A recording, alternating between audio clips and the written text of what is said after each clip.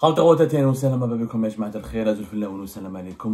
que vous allez bien, j'espère que vous vous portez bien. La situation est extrêmement préoccupante, pour ne pas dire très dangereuse en Algérie sur le plan économique et financier, à cause de cet effondrement du dinar qui vient de franchir un cap historique, 1 euro à 262 dinars sur le marché informel, sur les squares, dans les squares, là où la règle de la demande et de l'offre est scrupuleusement respectée. La demande sur les devises a battu un record, a franchi un seuil historique, elle a battu un record historique, alors que le dinar, la demande sur le dinar algérien est en train de s'effondrer petit à petit, voire de façon très brutale. Le dinar algérien est en dégringolade depuis 4-5 ans et ça ne s'arrête pas, et ça illustre malheureusement une fragilité économique algérienne qui peut mener le pays vers un crash économique, et c'est très sérieux ce qui est en train de se passer. C'est vraiment grave et inquiétant. Vous devez nous suivre, vous devez nous écouter. La situation est inquiétante. Pour comprendre un petit peu ce qui se passe, regardons, on va faire une courbe. Regardons comment le dinar est en train de descendre, de dégringoler, de chuter, de s'effondrer depuis 2019. Depuis la crise politique, depuis les élections présidentielles de décembre 2019 et la victoire de Majid Tebboune au pouvoir et l'instauration du régime Tebboune, le dinar chute de façon incessante, inarrêtable, ce qui démontre que le pays va mal.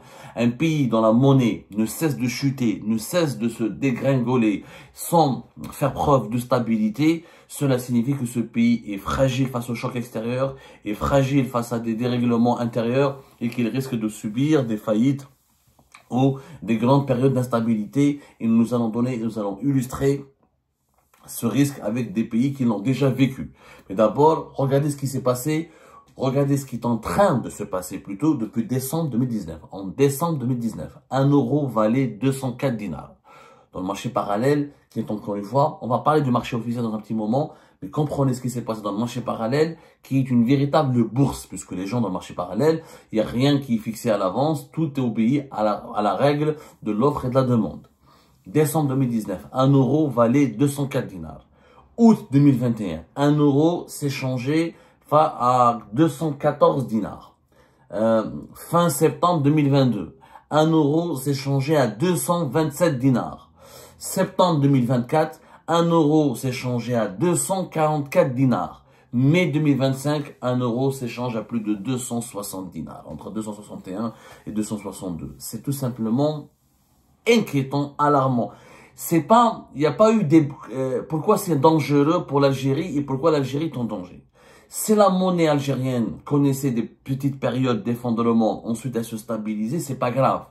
Mais là, on remarque de décembre 2019 jusqu'à mai 2025 que la situation ne s'arrête pas, la chute ne s'arrête pas, l'effondrement ne s'arrête pas. À ce rythme-là, en 2026 et en 2027, le dinar va encore chuter pour dépasser la barre des 300 dinars.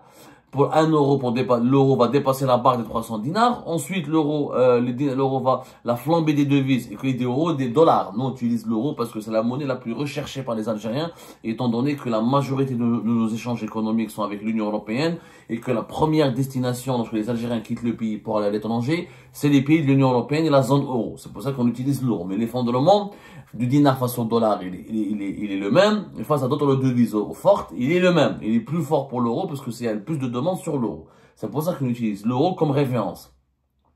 À ce rythme-là, si cette logique qui domine depuis 2019 perdure jusqu'à 2027-2028, on va se retrouver avec 1 euro qui va valoir entre 300 et 350 dinars entre 2026 et 2027. Ce qui veut dire que la monnaie algérienne est en train de s'effondrer, comme le cas dans d'autres pays ailleurs à travers le monde.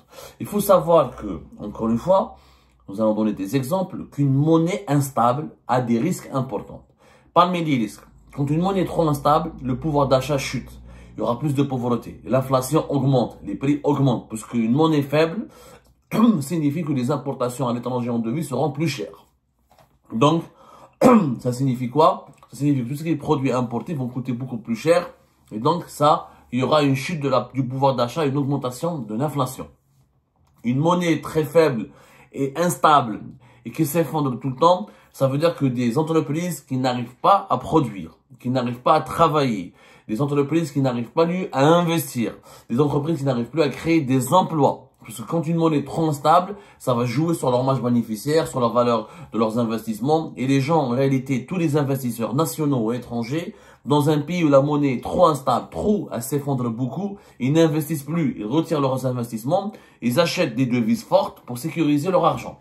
Du coup, moins d'investissement, moins de production, moins de création d'emplois, plus de chômage, plus de misère sociale, plus d'inflation. Donc, c'est la porte ouverte à toutes les dérives. Commerce extérieur perturbé, production nationale, économie nationale perturbée, stabilité sociale perturbée, la dette publique, parce que les États, généralement, pour faire face à l'inflation et à la faiblesse de leur monnaie, ils sont obligés de ou s'endetter à l'étranger. L'Algérie ne veut pas s'endetter, mais elle s'endette en interne. Elle ne s'endette pas en externe plutôt, mais elle s'endette en interne. C'est-à-dire, elle fait marcher la planche à billets, elle fabrique encore plus de dinars pour combler la perte de la valeur du dinar et pour combler les déficits budgétaires occasionnés par cette perte de la valeur du dinar. Ce qui fait qu'on va imprimer encore plus d'argent, donc on va augmenter la dette publique, on va augmenter les dépenses publiques et on va aggraver par ce mécanisme la perte de la valeur du dinar. Donc tout sera déréglé. Qu'est-ce qui va se passer? Il risque de se passer ce qui s'est passé au Venezuela, au Zimbabwe. Le Venezuela, le Zimbabwe, c'est les cas les plus graves, c'est des cas de faillite. Les États ont été tout en faillite. Le Venezuela a été sous sanction internationale, notamment sous sanction américaine. Le Zimbabwe, c'était une politique trop dépensière de l'État central et l'effondrement de 500% pratiquement de la valeur de ce pays-là. Donc c'est un pays en faillite. Ça c'est des cas graves. Ça, c'est des cas graves. Durant les années 2000, on les a connus. Le Zimbabwe et le Venezuela, c'était les cas les plus graves. Il y a des cas moins graves, mais qui sont, on va dire, c'est pas des cas de faillite, mais c'est des cas d'instabilité et des cas de déstabilisation du pays. Récemment, la Turquie, par exemple. L'effondrement de la lire de la Turquie, pratiquement, certains experts estiment que ça s'est effondré jusqu'à même 80% de 2022 à 2024. Plus de chômage, plus de misère sociale, des situations politiques internes extrêmement dangereuses. Plus grave que la Turquie, l'Égypte, quand la livre égyptienne, quand la monnaie égyptienne, elle s'est effondrée de façon de 50% pratiquement. Donc, il y a eu plus de chômage, plus d'instabilité, il y a eu une forte des mouvements de contestation, l'Égypte a organisé des élections présidentielles anticipées, il y a eu plus de répression, l'inflation a battu des records, etc. Ça a été fortement perturbé. Le Nigeria, qui a connu en 2023 la même chose, un effondrement de sa monnaie, ça a déstabilisé le pays, alors qu'il était parmi la première puissance économique du continent africain. Le Nigeria a dégringolé au 4e rang des puissances économiques africaines. Et ça a causé, il y a eu des émeutes, il y a eu des protestations, il y a eu des problèmes il y a eu des, comment on appelle ça, il y a eu des mouvements de manifestation populaires, il y a eu une forte instabilité. Il y a des cas encore plus graves. Le Liban, quand la monnaie s'est totalement effondrée, ça c'est des cas de faillite. Le Liban, c'est un cas de faillite. L'Égypte, c'est pas un cas de faillite, parce que le pays continue à payer sa dette. Le Nigeria, c'est pas un cas de faillite. Le Nigeria, il a de l'argent. La Turquie, c'est pas un cas de faillite. C'est des cas de mauvaise gestion qui ont provoqué, dans l'effondrement de leur monnaie récemment, ont provoqué beaucoup de pauvreté, beaucoup de pénuries, des inflations incontrôlables à 2 chiffres, des pertes d'emploi, augmentation, explosion du chômage, des crises politiques internes, comme au Nigeria par exemple, ou là un peu en Turquie comme un peu en Égypte. Tout un pays est menacé quand la monnaie est déréglée, quand une monnaie elle est instable, elle est en cours d'effondrement. Comme c'est l'Algérie, elle n'est pas très différente du Nigeria et de l'Égypte. Ça peut prendre encore de l'ampleur dans les années à venir. Pour le moment, on arrive à éviter ce genre de scénario de l'Égypte et du Nigeria parce que l'État algérien a encore des réserves de change. Qu'il utilise pour essayer de défendre le dinar. Sauf que là, on va aller sur le taux de change officiel. Nous avons remarqué que même la Banque d'Algérie, que même l'État algérien est en train de lâcher le dinar. Il ne peut plus subventionner le dinar. Pourquoi il n'arrive plus à le subventionner? Parce que les revenus de l'État algérien sont en train de baisser énormément depuis notamment le mois d'avril 2025 à cause de l'effondrement des hydrocarbures, du cours du pétrole, du baril du pétrole et du gaz qui a entraîné les marchés, les produits énergétiques que l'Algérie exporte essentiellement, comme le gaz et le pétrole, sont en train de connaître une chute importante. Depuis le début du mois d'avril, le baril du pétrole est à moins de 70 $.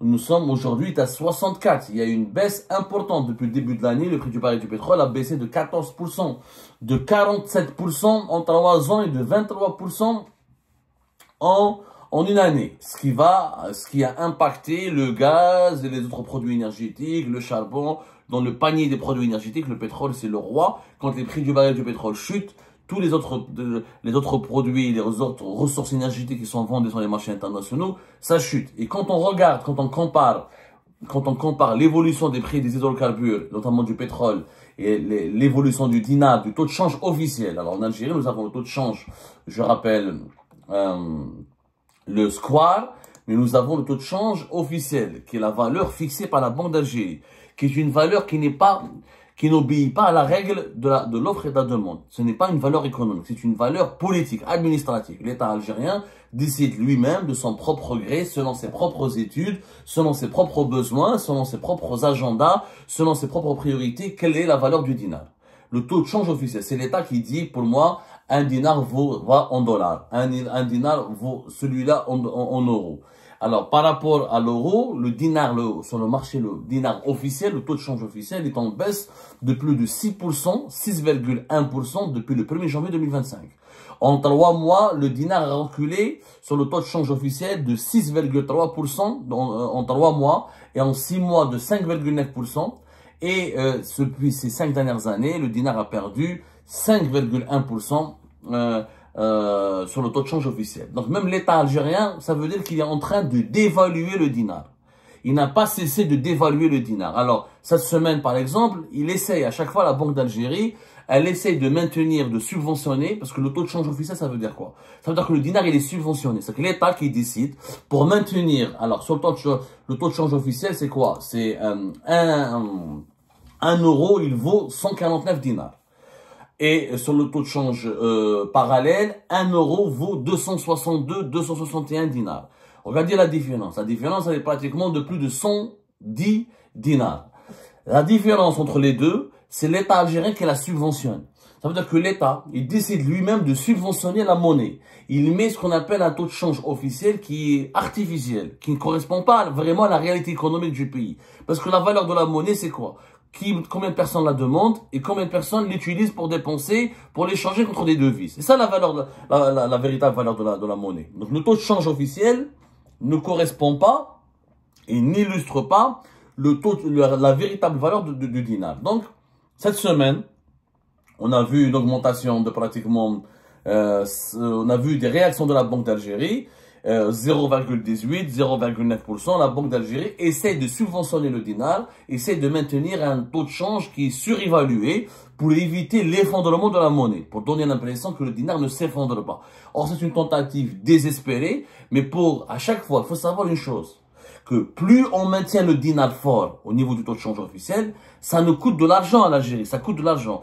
Qu'est-ce qui se passe? Les réserves de change baissent. Comment défendre une monnaie?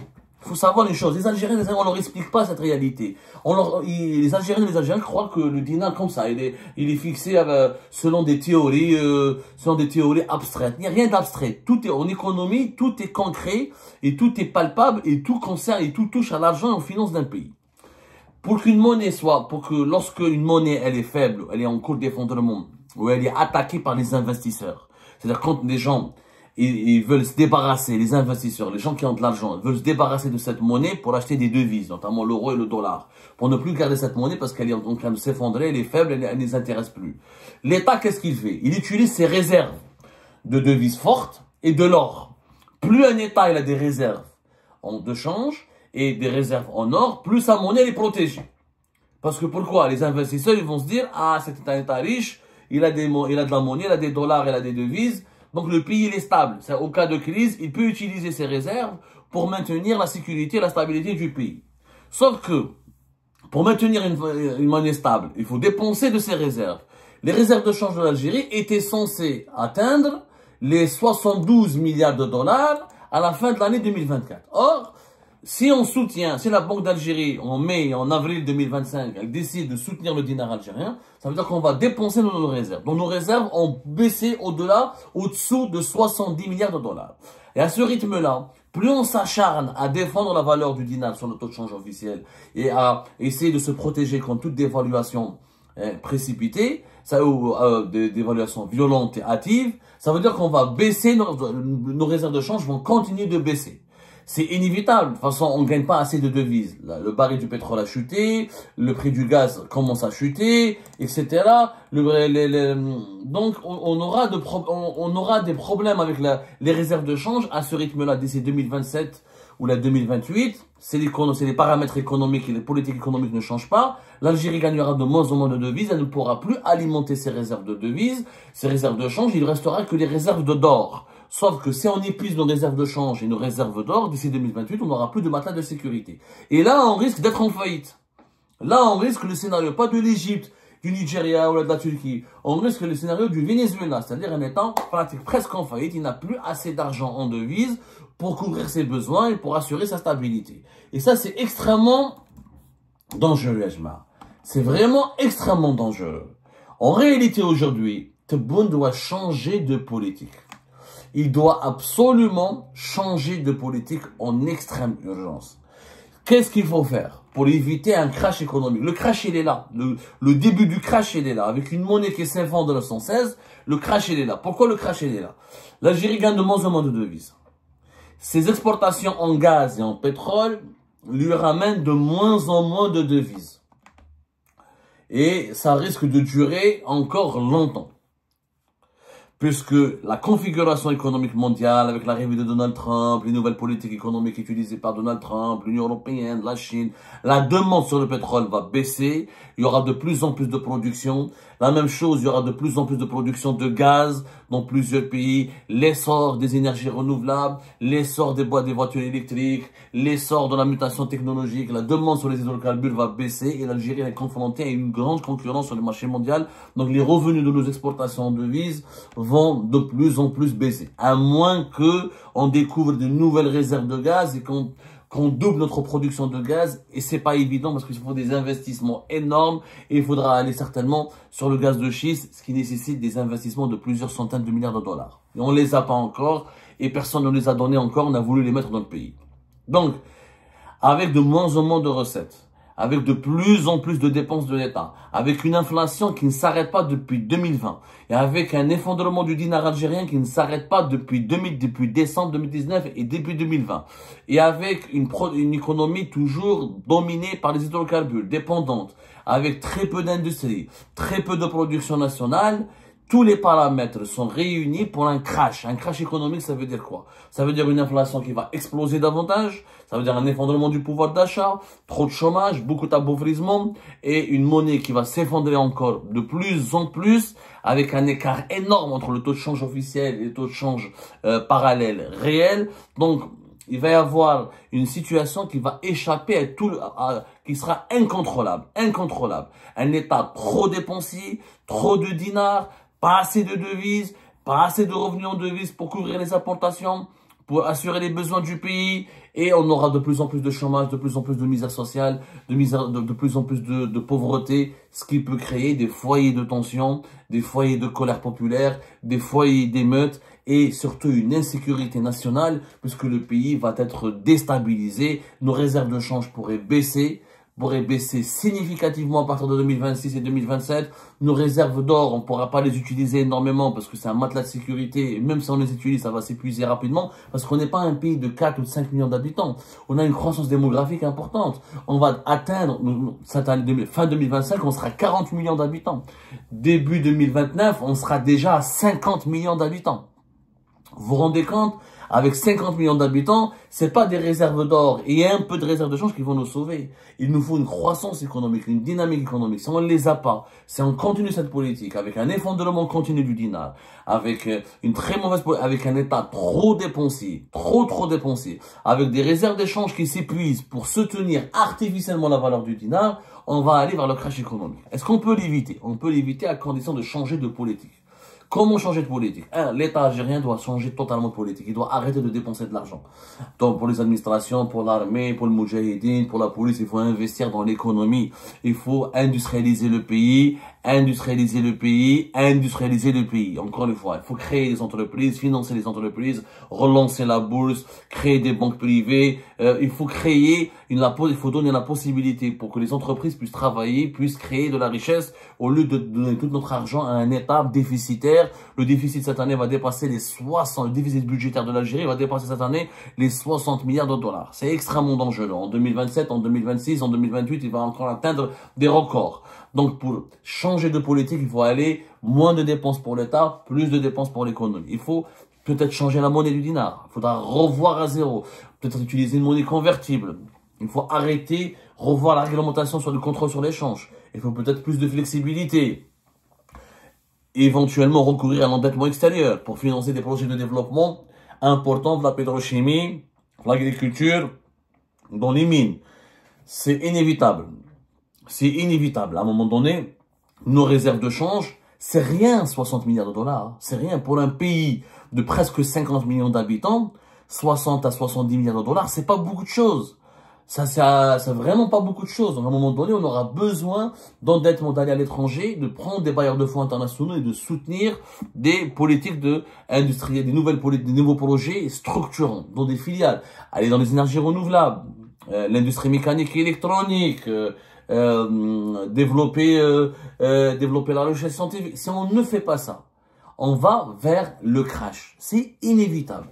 Mais vraiment inévitable. Il y en a un chauffe au fait, on voit le danger arriver, on est sur un bateau, l'iceberg arrive, personne ne veut l'éviter. Alors tu abordes un véhicule, tu roules à toute vitesse, tu as une vitesse, la vitesse elle ne cesse de... Tu accélères la vitesse, le mur s'approche, tu vas foncer sur le mur, l'accident est inévitable. Le crash, il est inévitable. Il faut maintenant, pour limiter les dégâts, ou pour essayer que le crash soit le moins douloureux possible, et peut-être même l'éviter à un moment donné, si on arrive à créer un miracle économique. L'Algérie, elle a les atouts d'un miracle économique, mais à condition qu'on change de politique. Et de la politique actuelle, répression, où il y a trop de contrôle sur le commerce extérieur. Répression, trop de contrôle sur les entreprises. Trop de dépenses pour l'État. Trop de budget pour l'État. Trop d'argent pour les institutions de l'État et pour les services de sécurité. Et pas assez pour les entreprises, pour les investissements économiques.